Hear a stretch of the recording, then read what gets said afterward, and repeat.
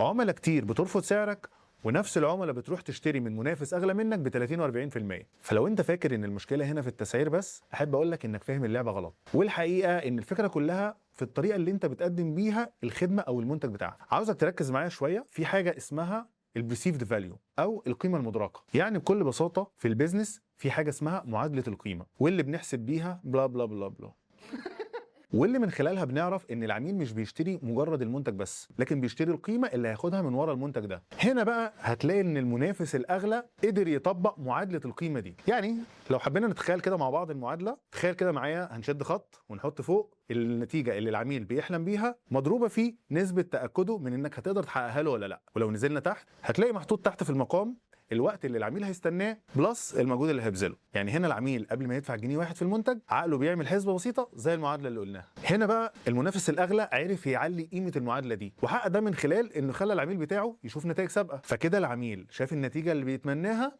ونسبة المخاطرة صفر. وهنا المنافس الأغلى مش بس اكتفى بكده، ده كمان قال للعميل بتاعه إنه عنده سيستم يقدر من خلاله يستلم في الوقت المناسب. فالحقيقة هنا هو ما باعش منتج، هو باع ثقة ونظام وفايدة مباشرة للعميل، وبكده هو خلى المعادلة تبقى في صالحه. وهنا بقى العميل هيقنع نفسه بالعائد الكبير مقابل السعر الغالي، زي ما بنقول كده قيمة مقابل سعر. تعال بقى تخيل معايا هو ازاي قدر ياخد العميل بتاعه في رحلة بخطوات ثابتة. أول حاجة هي الدريم اوت كم، يعني خلى العميل بتاعه يشوف النتيجه النهائيه للحلم بتاعه. ولو عايز تتخيل ده اكتر هتلاقي الكلام ده موجود في اعلانات العقارات، بتلاقي عاملين مدن كامله قبل حتى ما يتبني فيها طوبه واحده. تاني حاجه قدر يثبت للعميل انه مضمون وعنده كيس ستاديز كتيره، وده اللي بتلاقيه برضه في اعلانات زي اعلانات العقارات لما بيحطوا مشاريع سابقه ليهم، مع انك عارف الاسم بتاع الشركه دي، بس كل شويه لازما يفكرك بالمشاريع اللي هو عملها قبل كده. فبالتالي نسبة المخاطرة عند العميل قلت والاطمئنان زاد بشكل كبير جدا. مش بس كده، ده هو كمان في نهاية الخطوات دي قرر ان هو ما يسيبش العميل لدماغه، فقدم له التايم لاين